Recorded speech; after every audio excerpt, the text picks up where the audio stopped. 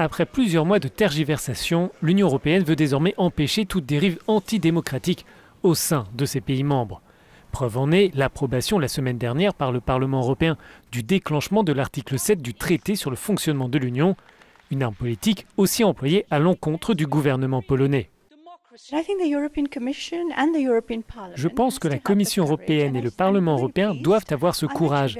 Je suis satisfaite, rassurée et soulagée de voir nos institutions agir pour nos droits. Bien sûr, il y aura cette acrimonie. C'est ainsi depuis quelque temps. C'est comme ça depuis que les procédures sont lancées. Je pense que les gens en Pologne seront soulagés d'une certaine façon que quelqu'un se batte pour leurs droits.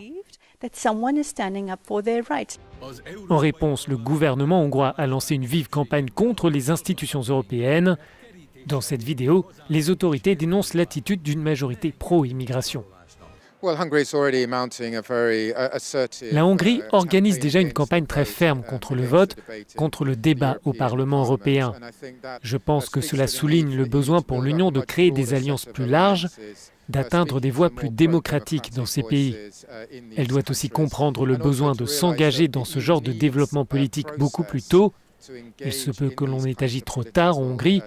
Il est très difficile de renverser la tendance face à ces mouvements antidémocratiques que nous observons actuellement.